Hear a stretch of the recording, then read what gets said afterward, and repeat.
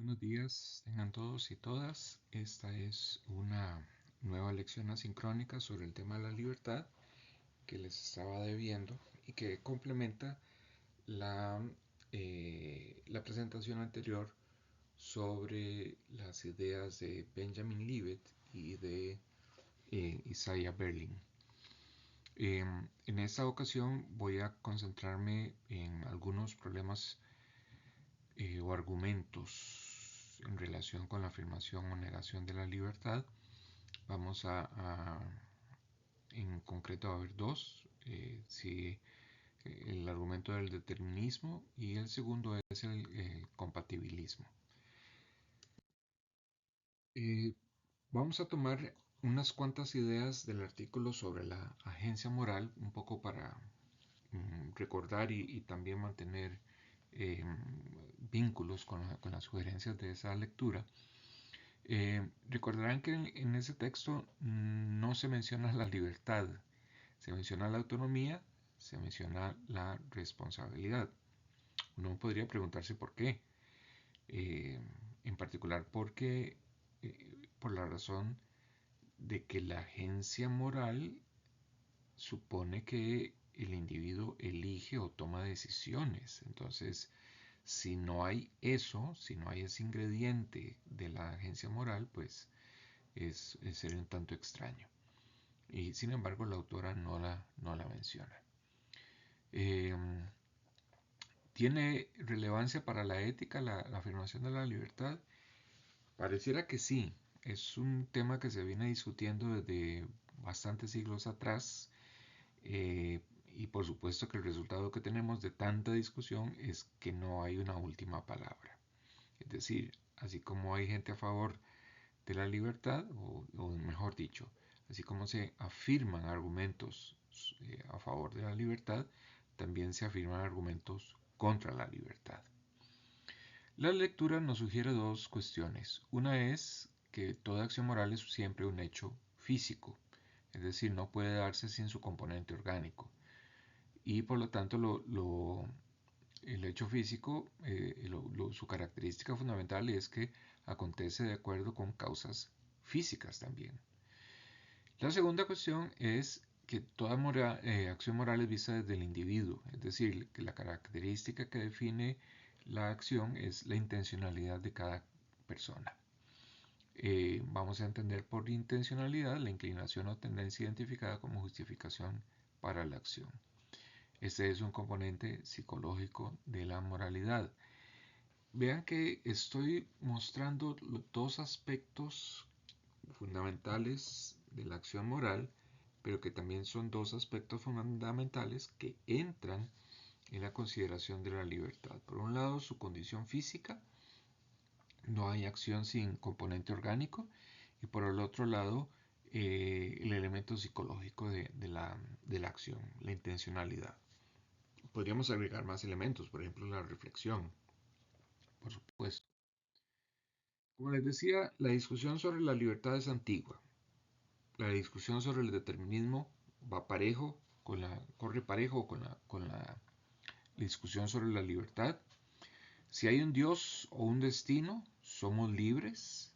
Una de las primeras versiones de esta discusión está presente en una obra de Boecio, un autor romano de finales de la Antigüedad tardía, siglo XVI y siglo VI después de Cristo. En su obra La consolación de la filosofía dedica el último capítulo a si Dios conoce todos los eventos futuros, entonces sabe lo que yo voy a hacer y por lo tanto, y si todo lo que Dios conoce efectivamente acontece tal como lo conoce, entonces no hay libertad alguna. Bueno, vamos a ver si, mejor dicho, tengamos entonces ya presente que la preocupación es antigua, no es novedosa, sigue un mismo esquema, algo supuestamente diferente de nosotros es la razón de nuestras acciones. Pareciera que yo, es decir, mi persona como autor de mis acciones, no tiene sentido por cuanto que no jugaría ningún papel en las acciones que yo pongo. Podríamos pensar que si no somos libres es mejor no saberlo, no entenderlo. Es una posición bastante eh, sensata, no preocuparse si efectivamente hay libertad de acción o no. Eh, Puede ser que sea simplemente una ilusión útil, bueno, que nos resuelve algunos problemillas, que nos hace creer que efectivamente estamos tomando decisiones que no estamos tomando, pero que no podemos prescindir de esa explicación. Ok. ¿Cuál es el problema de la libertad? Podríamos pensar que afirmar la libertad es afirmar un poder, pero no es solamente afirmar un poder, es afirmar un poder frente a otros poderes. Es decir, no sería solo un conocimiento, saber que efectivamente elijo mis acciones, lo que yo quiero hacer y lo que no quiero hacer, sino que además ese conocimiento está asociado con un poder. Puedo hacer esto o puedo hacer aquello otro. Eh, Necesito saber cómo funciona mi mente o cómo funciona mi cerebro para eso. Bueno, lo creo que la vida nos da testimonios suficientes para saber que no. Podemos prescindir de entender cómo funciona la mente o el cuerpo para saber para afirmar nuestra libertad. Por ejemplo, yo no necesito saber eh, qué conexiones sinápticas están operando en ese momento para ofrecer esta lección asincrónica. Nada más me vas a saber con qué puedo llevar a cabo esta tarea. Punto. ¿Cuál es el soporte orgánico que está detrás? Puedo prescindir de eso.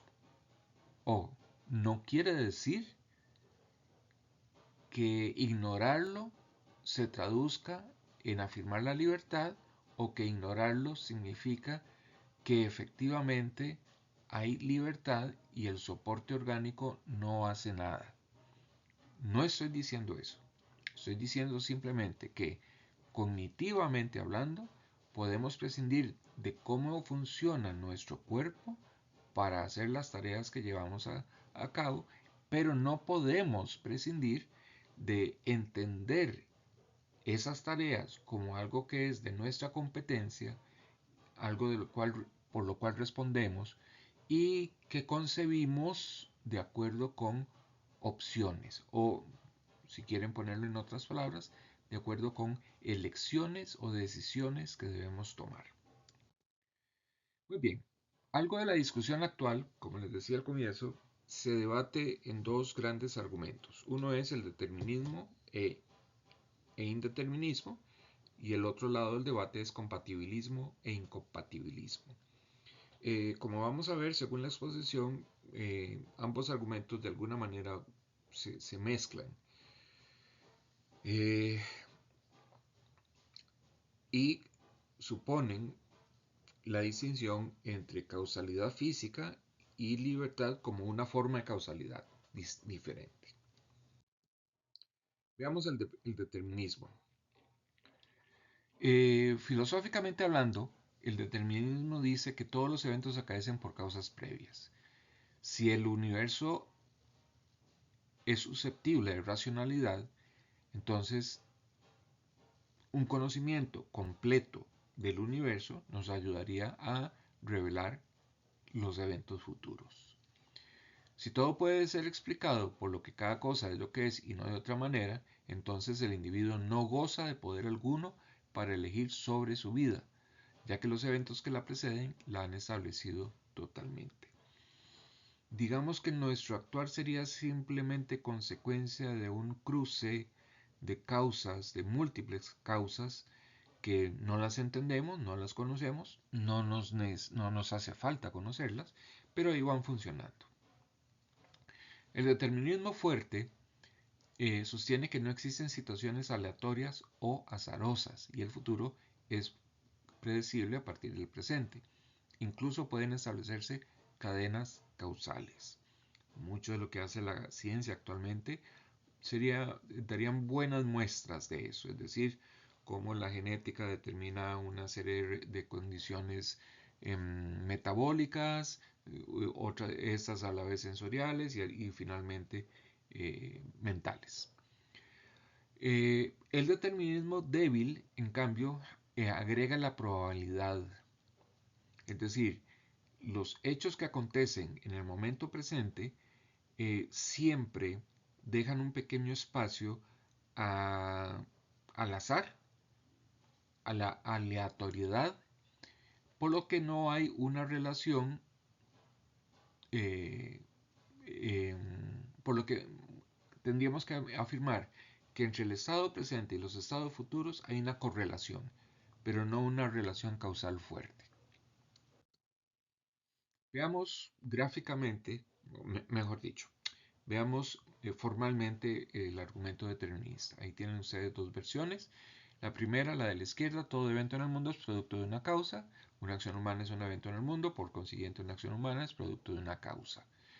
Eh, digamos que esa versión del determinismo estaríamos completamente de acuerdo, incluso afirmando que la libertad sería un cierto poder causal. ¿Okay? Digamos que por ahí no tendríamos problema. Ahí vamos todavía bien. El segundo argumento nos dice, un evento en el mundo es un hecho físico, una acción humana es un evento en el mundo, por lo tanto, una acción humana es un hecho físico. Igual, estamos en la misma circunstancia. Una acción, una acción humana es un evento físico, forma parte del mundo. Entonces la pregunta sería si la libertad agrega algo diferente a, a esa eventualidad física. Veamos algunos ejemplos de determinismo. Vean que aquí estoy señalando tres que fácilmente se pueden encontrar. El código genético define nuestro organismo. Los factores sociales, culturales, familiares y económicos modifican la conducta. La situación económica y forma de vida que determina la conducta, de tal manera que podemos afirmar que la conducta personal es siempre el producto de diferentes razones. Y la pregunta es si queda campo para la libertad. Bueno, habría que incluso que preguntarse si afirmamos la libertad, ¿qué sería esa libertad tomando en cuenta todas esas condiciones? El indeterminismo nos dice que el curso natural de las cosas en el mundo no está sujeto a leyes causales. Es decir, que además de afirmarlas, es posible afirmar un margen de acontecimientos que no se rige por leyes causales stricto sensu. Por lo tanto, el libre albedrío es una condición independiente de cualquier evento. Una manera de resolver esto, de darle más sentido a la afirmación sobre el libre albedrío, es concederle al libre albedrío un valor causal. Formalmente, el argumento indeterminista nos dice, si hay indeterminación en la producción de la acción A, entonces A es el resultado del azar, al menos en parte. Vean que no se trata de una afirmación absoluta, es al menos en parte. Es decir, que hay un elemento en la elección o en la decisión tomada que no responde a un elemento causal. Por lo tanto, A es el resultado de algo que X no controla. Hay algunos autores que han trabajado el determinismo, que han querido responder al argumento determinista. Aquí les estoy presentando dos. Uno es un texto de un filósofo del siglo XIX, David Lewis, Interpretación Radical. Fácilmente lo pueden encontrar en internet por si gustan leerlo. Y el anterior que les había puesto es de Peter Strawson, Libertad y Resentimiento. Los dos artículos presentan una característica importante en su argumentación. Reconocen que las actitudes de los individuos, podríamos usar el vocabulario de la lectura sobre la agencia moral, la intencionalidad, pareciera que es ese rasgo de la acción humana que parcialmente se explica por razones orgánicas, solo parcialmente, pero que maneja un margen que no está sujeto a esa causalidad física orgánica, sino que estaría en manos de los individuos su manejo. Ellos utilizan las actitudes como em, esas respuestas que tenemos los individuos unos para con otros, con los cuales establecemos nuestras formas de interacción. Entonces hablan del resentimiento como esa actitud que es una respuesta que tiene un soporte orgánico, pero que además está sujeta a un evento que no es puesto por el individuo mismo, sino por otro. Eh, por lo tanto, si hay libertad, habría que buscar la libertad en esa ruta. Un autor, lamentablemente tengo que decirles que no sé si es norteamericano o inglés, Ralph Whitgood, escribió ese artículo ya hace algunos años, más de 20 años atrás, sobre el papel semántico de los conceptos cuando hablamos de términos morales o de palabras morales, cuando usamos palabras morales. En este complejo artículo, él nos afirma que hay una propiedad moral en un sujeto siempre y cuando se reúnan una serie de condiciones con las cuales significar esa propiedad moral. Vean que él acude fundamentalmente al lenguaje y atento al argumento determinista y atento también al hecho de que no existe la moralidad como un hecho físico, no existen los hechos morales como vimos con la tesis escéptica, quiere salir al paso precisamente señalando que si hay moralidad es porque se reúnen una serie de características en la acción que se califica moral para poder calificarla como tal. Vean que esos tres autores que estoy mencionando muy pero muy por encima, muy rápidamente, cada uno hay que leerlo por aparte y prestarle atención al aporte de cada uno, nos sugiere que la moralidad y la libertad sería un elemento de ello, mm, no tiene por qué estar sujeta a condiciones físicas stricto sensu, o en un sentido fuerte. Es decir, dadas las condiciones físicas de la acción moral, si quieren usen otra palabra, dadas las condiciones orgánicas de la acción moral, la libertad no se muestra a través de esas condiciones físicas, sino que se muestra en la moralidad de la acción. Es decir, en esas condiciones sin las cuales no podríamos entender la acción como tal. Por ejemplo, no le podríamos dar atribución y tampoco podríamos fijar responsabilidad y autonomía. Hasta ahí, digamos, un primer avance de lo que tenemos que hablar. Pasemos al segundo argumento de esta presentación. Se trata del argumento del compatibilismo e incompatibilismo, que de alguna manera es un argumento deudor o derivado del argumento sobre el determinismo e indeterminismo. Los compatibilistas defienden que si el determinismo causal fuera verdadero, no por ello careceríamos de libre albedrío y responsabilidad moral. Creo que ya ustedes pueden darse cuenta por dónde voy, digamos, cuál es mi posición personal. Probablemente aquí lo importante es dejar en claro cuál es el tamaño de esa libertad.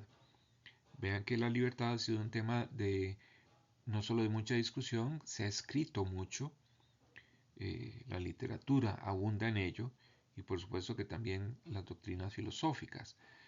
Yo tengo serias dudas de cuál es el tamaño de la libertad, dónde se localiza. no tengo problema en afirmar que hay todo un componente orgánico trabajando, sin el cual no habría experiencia de libertad, pero tampoco tengo problema en afirmar que hay libertad teniendo ese componente orgánico presente si nos atenemos a los momentos, ocasiones o circunstancias en las cuales la afirmación de la libertad es una condición necesaria. No como una ilusión, sino como un modo de entender nuestras acciones, las acciones que yo pongo en el mundo y las formas de interacción de unos con otros. Eh, los incompatibilistas, en cambio, nos dicen que si el determinismo causal fuera verdadero, no habría libertad alguna y no seríamos responsables. Una consecuencia de eso sería afirmar que son poderes que corren aparte, que no se cruzan, que no hay manera de cruzarlos. Y bueno, esa sería una posibilidad. Veamos un poco con más detalle estos argumentos. Vean un ejemplo de compatibilismo. Lamentablemente no sé de dónde saqué este texto, pero eh, no puse la cita. Eh, pero vean el razonamiento como se plantea. Aunque el hombre actual es incapaz de someterse por sí mismo a la ley de Dios e incapaz de venir a Cristo, a menos que el Padre lo lleve hasta él, aún así el hombre natural actúa libremente respecto a su naturaleza. Él libre y activamente suprime la verdad en la injusticia porque su naturaleza le hace incapaz de hacer lo contrario. El argumento compatibilista en términos formales es si A es una acción realizada por X, entonces X podría no haber hecho A. Si A es una acción libre realizada por X, entonces X tenía control sobre A. Si A es una acción libre realizada por X, entonces X es el autor y origen causal último de A. Vean que estas tres premisas presentan un rasgo propio del argumento compatibilista. Eh, si un sujeto lleva a cabo una acción, es posible no haberla hecho, tener control sobre ella y afirmar que es el autor y origen causal último de la acción. Estas dos últimas, la primera premisa, digamos, es más atinente a la afirmación de la libertad. Las otras dos conectan la libertad con la responsabilidad y con la autonomía. Agregaría a lo que hemos visto sobre agencia moral con la lectura de la profesora Marta Rodríguez, agregaría la última premisa. Un agente moral es aquel que se afirma como origen y autor último de sus acciones. Podemos hacer una distinción fundamental al respecto de la libertad. La literatura filosófica a lo largo de la historia de la filosofía es abundante en distinciones. Vamos a quedarnos únicamente con dos: la libertad de acción, libertad de la voluntad. La libertad de acción consiste simplemente en que un individuo ponga un determinado acto en el mundo, teniendo la opción de colocar otro o no hacerlo. En el caso de la libertad de voluntad, significa que una persona experimenta diferentes intenciones, deseos, motivos para una determinada acción y tiene o ejerce un cierto poder sobre ellos. Puede querer enormemente comerse un pedazo de pan, sin embargo sabe que le causa daño. Entonces retiene su deseo y no deja que influya más para tomar la decisión. Ya acercándonos al final de esta presentación, es necesario tomar en cuenta la filosofía libertaria. Esa filosofía libertaria, que tal vez la hemos conocido más políticamente, tiene un trasfondo filosófico importante. Eh, los libertaristas defienden el incompatibilismo, por lo tanto, con eso afirman no solo la existencia del libre albedrío, sino también la responsabilidad última de los individuos, pero lo hacen negando el determinismo.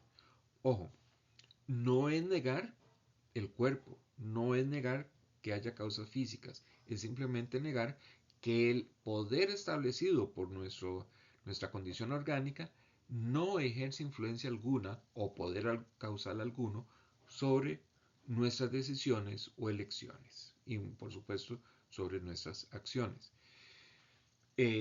No deja de ser una tesis interesante porque afirmar que nuestro cerebro interviene cuando hablamos, cuando vamos a coger el bus, cuando conversamos con alguien, cuando decidimos eh, sacar una carrera o cuando decidimos jugar fútbol, aun cuando podemos dar cuenta de que el cerebro está trabajando en esos momentos en que tomamos esas decisiones, parece que no hay una clara y evidente relación causal entre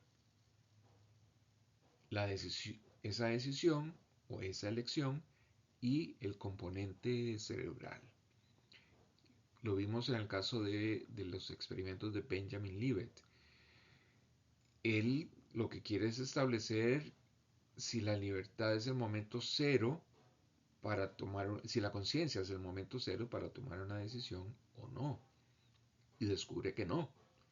Pero descubrir que el cerebro trabaja antes de tomar la decisión no anula el poder de la decisión. Lo único que demuestra es que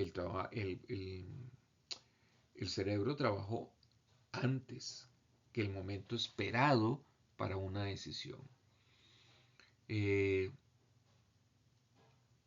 Sigue un modelo causal. Una causa produce un efecto, un determinado efecto habla de una causa antecedente.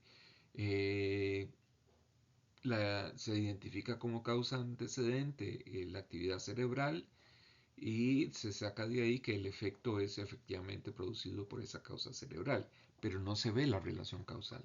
Lo único que se ve es una secuencia de efectos o de hechos, pero no se ve propiamente hablando la relación causal. Eh, para el libertario, la idea es demostrar que el libre albedrío no es un mero epifenómeno y ofrecer algún tipo de explicación satisfactoria de cómo un agente puede tener control de eventos físicos indeterminados. Repito, el libertarianismo no deja de ser una tesis atractiva. Si seguimos el ejemplo que yo les propuse hace un momento, al comienzo de la exposición, resulta que podemos dar cuenta de nuestras acciones sin apelar a la condición física. Es decir, yo no necesito invocar mis neuronas para poder justificar una determinada acción. ¿Por qué hice esto o por qué no lo hice? Por lo tanto, es posible afirmar que hay libertad en el tanto que, para poder explicar mis acciones, no necesito recurrir a una explicación orgánica. Eso, repito, es uno de los elementos fuertes del libertarianismo. Para ir cerrando, el argumento libertario, en términos formales, se resume de esta manera. Hay eventos en el mundo que no cuentan con causas antecedentes. La acción humana es un evento en el mundo, por ende la acción humana no cuenta con causas antecedentes. Bien, hasta aquí vamos a llegar con esta presentación, al igual que la presentación anterior y creo que todas las demás que les he entregado. Yo los invito a que no solamente escuchen esta presentación, sino que además formulen sus preguntas, por lo menos una, la lleven a la clase y entre todos podamos discutirlas. ¿De acuerdo? Les agradezco mucho su atención.